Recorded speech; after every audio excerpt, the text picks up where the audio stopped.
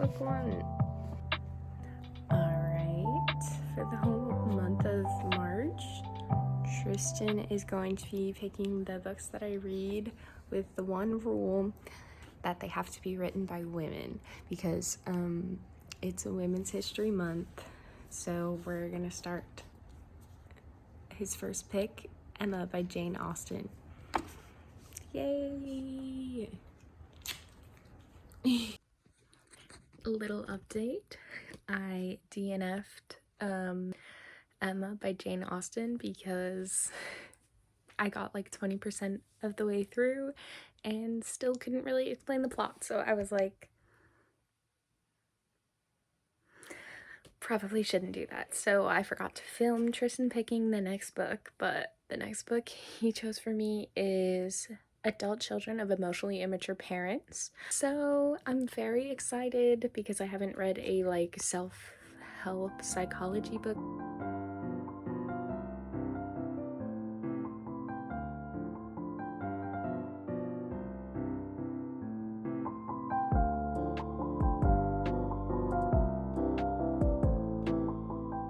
Hi reader friends, it's Sydney.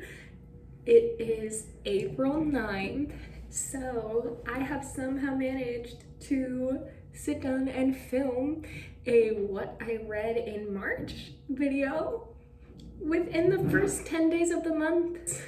Yay! Is this what it feels like to have your life together?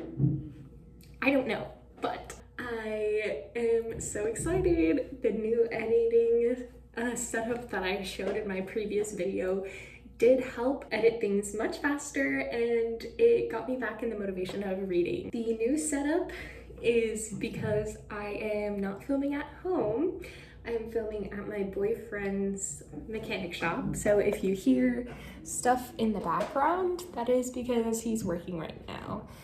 And I am in his office, so not a very bookish setup. If you follow me on Instagram, you might know that my boyfriend picked a lot of reads that I read in March with the one rule that they have to be written by women in honor of Women's History Month, aka March. But his books kind of put me in a reading slump because we like different books.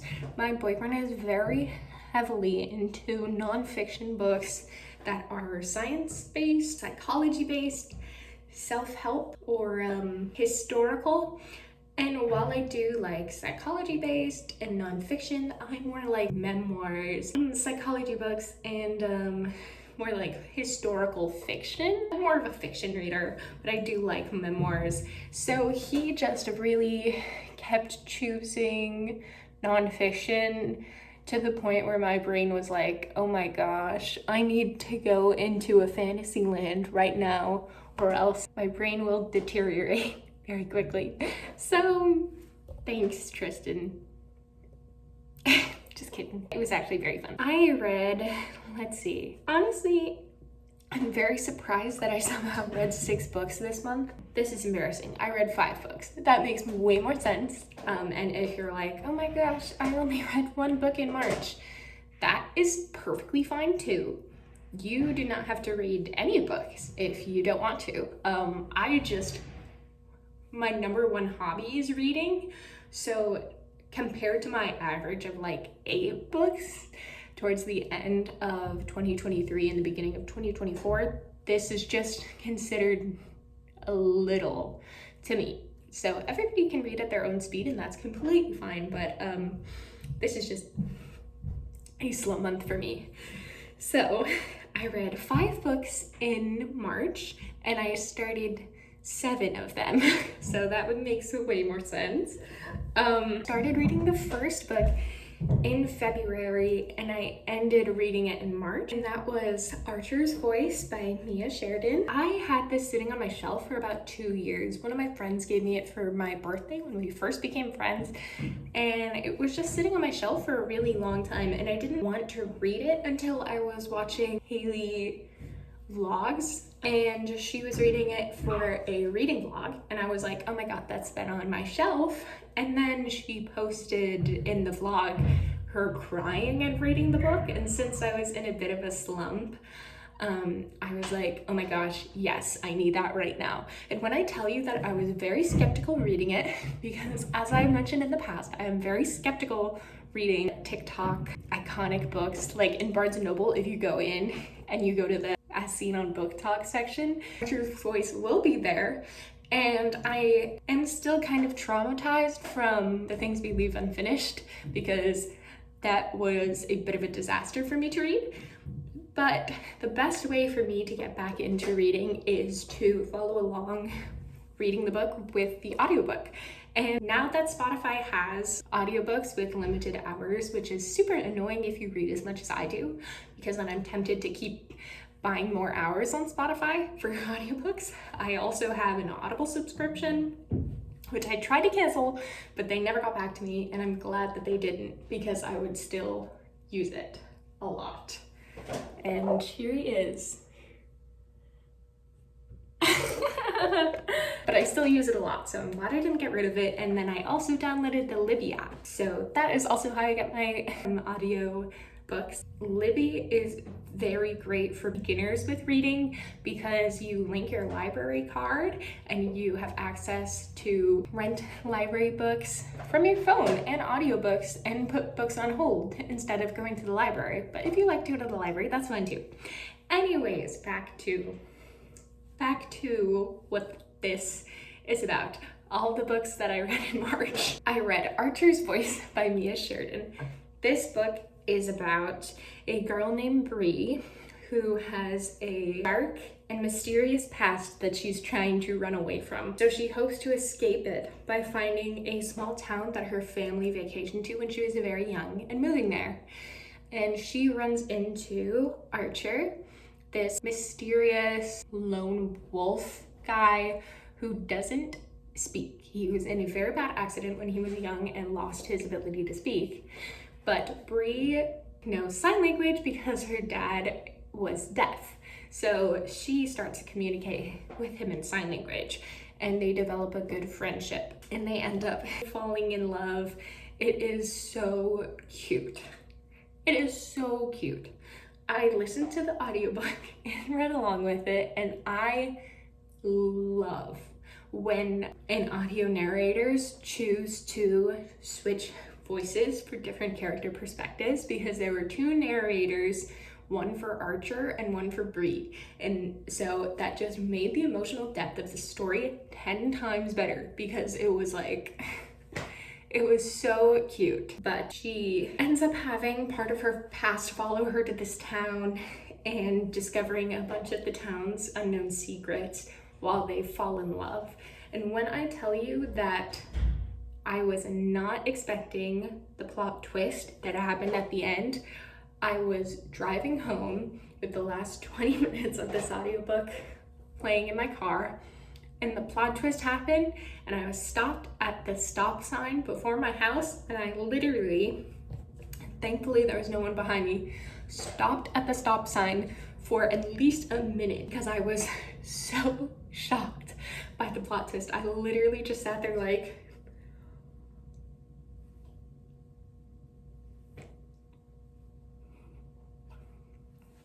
and that was the biggest reaction that a book has gotten out of me in a long time, because I read a lot of books, so it takes a lot for me to physically react to books like that. So I rated this 5 stars, which is very surprising, but I think that I needed it at the right time, and that is why it's 5 stars. I'm a very big mood reader, so a lot of my ratings depend on how I'm feeling when I read the book. So my review for this book was, are you fucking kidding me? The audiobook was, oh, hello. What are you looking for? It's my office, bro. We in here for... Why are you in your underwear? Why are you in your underwear? Oh my gosh, I guess I will have to censor that, question mark. My review for that was, are you fucking kidding me? The audiobook was so good, first of all. It made Bree and Archer's love story come to life even more beautifully than I could have imagined.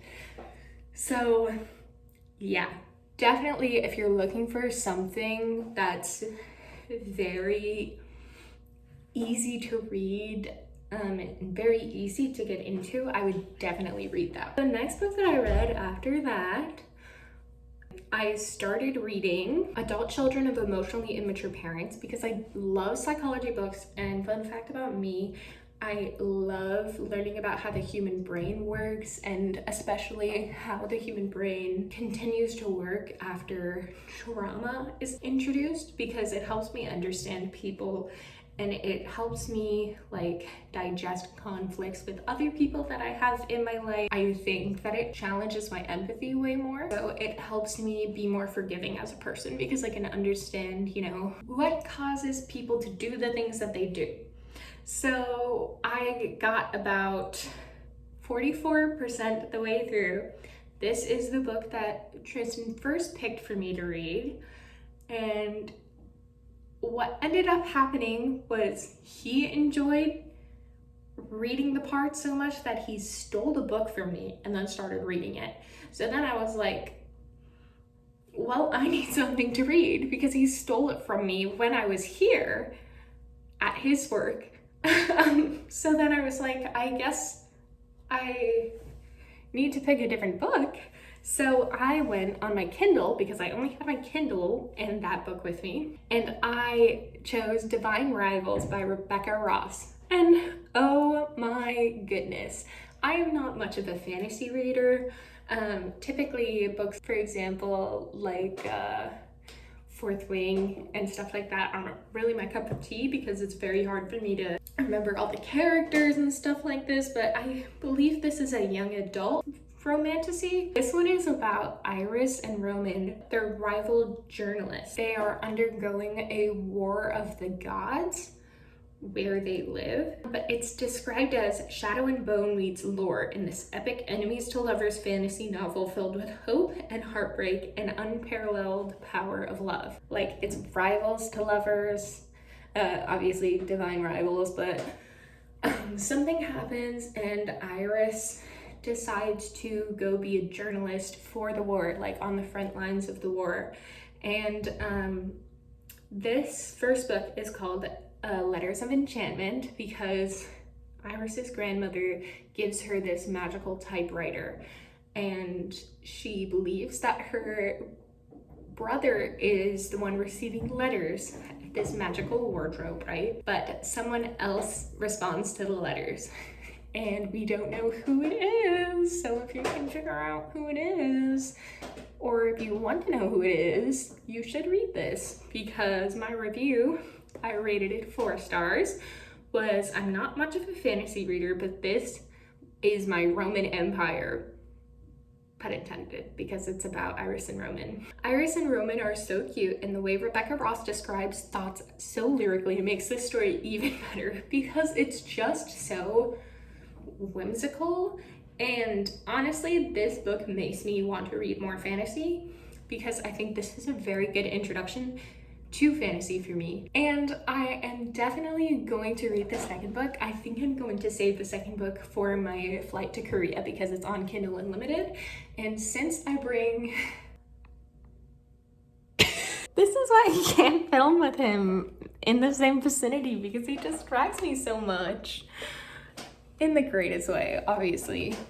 I do want to read Ruthless Vows, but at the same time, I'm only bringing my Kindle on my trip to Korea because I know myself and I know I will bring like 10 million books in my luggage, and then one, I won't get to read at least half of them, and then 2, I'll be hauling 10 million books with me across Seoul because we have multiple Airbnbs we're staying at, and checkout time is always 11 and check-in time is always 3. And so then I'm gonna have multiple hours hauling like a bajillion books in my luggage.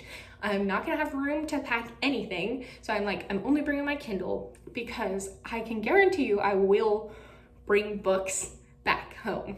Moral of the story is I'm going to just bring my Kindle, and I want to save books from my Kindle for my trip. So anyways, I was like, hey Tristan, I finished book that I'm reading, so you should choose another book for me. And this man chooses Disability Visibility by Alice Wong. Nothing bad about that, but I could feel in my soul that I was not in the mood for a nonfiction book because I had already read half of Adult Children of Emotionally Immature Parents, and that book, though it is very informational and very interesting, it is super heavy because it just goes into a bunch of different topics about people you interact with in your everyday life and how they have ended up the way that they are. And so though it's very interesting, it is so hard to digest when you are someone like me who loves to read, to sometimes escape reality. The next book that I read was Concrete Rose by Angie Thomas, and this was phenomenal. This is the prequel to The Hate You Give, one of my top 10 favorite books of all time. And actually, when I did post my top 10 favorite books of all time video, when I was showing my boyfriend the video, because I always edit my videos, then I show my boyfriend before I upload it onto YouTube, just to be like, is there anything you think I should fix? Is the pacing right? You know, da-da-da-da-da. When I showed him, he was like, I want to read that. And read The Hate You Give and really enjoyed it. And that was a huge deal for me because he's not much of a reader. My boyfriend has really bad ADHD, so it's really hard for him to focus on books because he's more of a YouTube watcher or a doom scroller. So that was very exciting. So I went to the bookstore with my bestie Abby, and they had this book on sale for $10. And I was like, yes. Was I on a book buying ban? Yes. Did I break my book buying ban? Yes. But I kind of life hacked that because I was like, Kristen, here's a book that I really want to read that I'm giving you as a gift that I will also happen to read. So technically I didn't break my book buying ban. And he was like, okay, fine. Just kidding. He liked it. So he read it first in March, and then I read it next, and then we talked about it, which is amazing. I rated Concrete Rose 5 stars. I've rated a lot of books 5 stars recently, which is very exciting. It's not just about like the writing or the story for me. A lot of the criteria is like, 1, the amount of effort put into it, 2, how heavy the subject matter is, how well executed the overarching theme of the story is, which if you know what The Hate You Give is about, it's about police brutality and racism. It's about gangs as well, so it gives you a glimpse into the like hierarchy of gangs and stuff like that. It was super interesting, especially because I am a huge fan of reading about different cultures, particularly Asian American cultures, because that's just where my background is from. But I always love reading about cultures that I don't have much experience understanding, and I feel like reading is a great way to put yourself in the shoes of other cultures where you don't know much about them. Reading The Hate You Give and reading Concrete Rose was just a great way for me to further my understanding and my knowledge about these different cultures and about these social issues, so I feel more educated when talking to people that also don't know very much about it. Not saying I'm an expert, because by any means I am not, but books like these that make social justice and political statements that are very important in our world today, especially, I think are very great educators. And it is devastating to me that The Hate You Give is a banned book, because I think that the lesson that that book gives us is a lesson that everybody needs to read about, because obviously it's about police brutality. But the prequel of The Hate You Give is about Star's dad. Star is the main character of The Hate You Give, and the prequel is about how her dad became who he is in the gang. So it's about 17-year-old Maverick, her dad, who is in high school, and his dad is a former member of the gang and gets arrested for drug dealing. Maverick ends up getting a girl pregnant while he's 17 and starts to drug deal so he can provide for his family, which I think is a it was very powerful. I thought it was very powerful, so I rated it 5 stars. I'm kind of all over the place talking about books today, but a lot of my 5-star ratings have to do with how emotionally moved I feel after reading. And yeah, that one was a very important one. I even went to the bookstore, not after that, but got this sticker to put at the back of my Kindle because I love little political statement stickers. After that, I really did break my book buying ban because I bought 7 books at Powell's. My boyfriend left me alone for 10 minutes and I came back with 7 books. Actually, in fact, I found those 7 books, checked out, and then found him because I didn't want him to tell me no. So, Vera Wong's Unsolicited Advice for Murderers by Jessie Q. Sutanto. She wrote Dial A for Aunties, which is a very popular one that I've seen in Barnes & Noble, but I haven't read. I rated it 5 stars. We have 3 5-star books so far. 3 5-star books. My rating was absolutely adorable. The found family vibes in this book are immaculate. Vera makes my heart so full. Such a great and easy read. This book is about Vera Wong's tea shop. She is 65 years old. She's a widow and she lives alone in San Francisco. And she has this tea shop that isn't very popular. And one day she comes downstairs to her tea shop and finds a man that was murdered in her tea shop, and that opens an investigation, and she suddenly has customers coming and seeing the tea shop. So she puts them all as a suspect in the murder and basically starts playing detective. So it's basically like a whodunit, but orchestrated by this 65-year-old Chinese woman, which is amazing. You go, girl. To be honest, I bought this book because it was $7 at Powell's, and the cover was super cute, and obviously I love Asian American literature, and so I was like, it's time. It was a cute little read. I read it in I read it in 4 days, which from a girl in a book slump, that is pretty damn good. Pretty darn good. But she ends up becoming friends with all of the suspects in the murder. And so that's kind of the conflict of the story. But it is so cute, and if you're looking for something very easy to get into, I recommend that. I'm definitely gonna add Dial A for Aunties into my want to read list. But honestly, I have probably 300 something books in my want to read list, so I probably won't get to it very soon, especially because I don't actually have the physical book. So this is very exciting. I think these are the first 2 months where I've posted a reading wrap up back to back, so that is very exciting for me.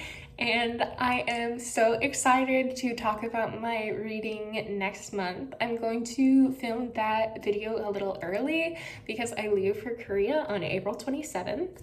And since I have a 20-hour traveling experience going there, I'm probably going to edit my April wrap-up video on the plane, so I have something to do. Yeah. But thank you so much again for watching this video and for supporting me. If you're my friend, if you're my family, if you're my Bookstagram friend, or if you just stumbled upon this channel, I really, really, really appreciate it. I can't tell you how much I appreciate it because it's support like your guys's that keep me motivated to keep filming videos like this.